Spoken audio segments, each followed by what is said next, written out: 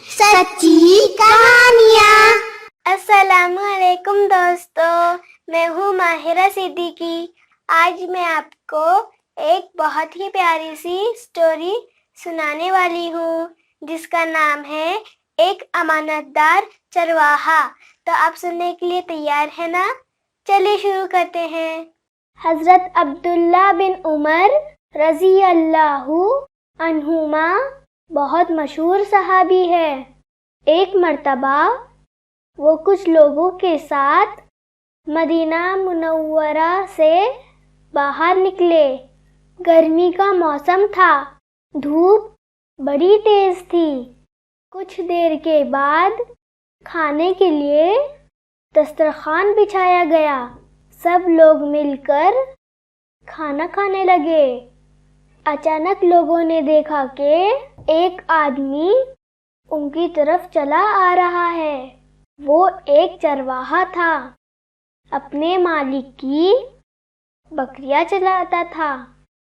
اس نے قریب آ کر لوگوں کو سلام کیا۔ حضرت عبداللہ بن عمر رضی اللہ عنہما نے اس کو کھانے کی دعوت دی۔ اس نے کہا، حضرت میرا روزہ ہے۔ لوگوں کو بڑا تعجب ہوا کہ اتنی سخت گرمی میں روزہ۔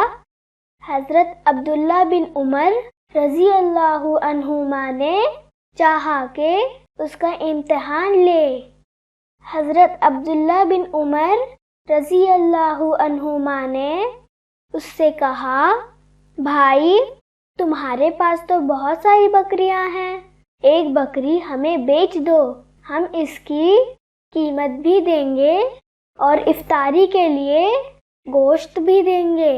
اس چرواہے نے یہ سن کر کہا، معاف کیجیے، یہ بکریاں میری نہیں ہیں، میرے مالک کی ہے۔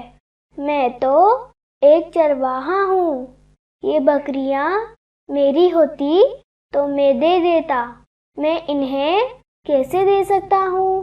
حضرت عبداللہ بن عمر رضی اللہ عنہما نے کہا، بھائی اتنی ساری تو بکریاں ہیں، ایک بکری دینے سے کیا کمی ہو جائے گی؟ اپنے مالک سے کوئی بہانہ بنا لینا۔ دوستو، جب اس چرواہے نے یہ بات سنی تو اس نے کہا، اگرچہ میرے مالک کو پتہ نہیں چلے گا، لیکن اللہ تو دیکھ رہے ہیں نا، اسے تو پتہ چل رہا ہے، میں اللہ کو کیا جواب دوں گا؟ چرواہے کی یہ بات سن کر حضرت عبداللہ بن عمر رضی اللہ عنہما بہت خوش ہوئے۔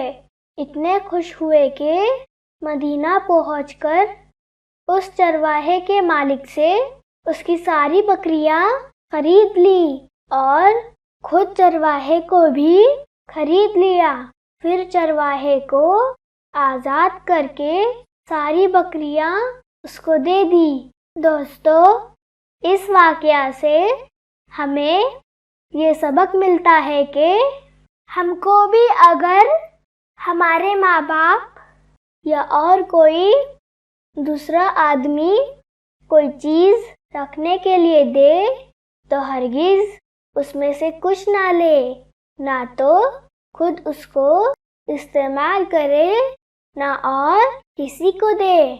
ہمیں کوئی دیکھے یا نہ دیکھے، اللہ تو ہمیں دیکھ رہے ہیں، یہ بات ہمیشہ سامنے رہے۔ آج کی یہ پیاری سی سٹوری آپ کو کیسی لگی؟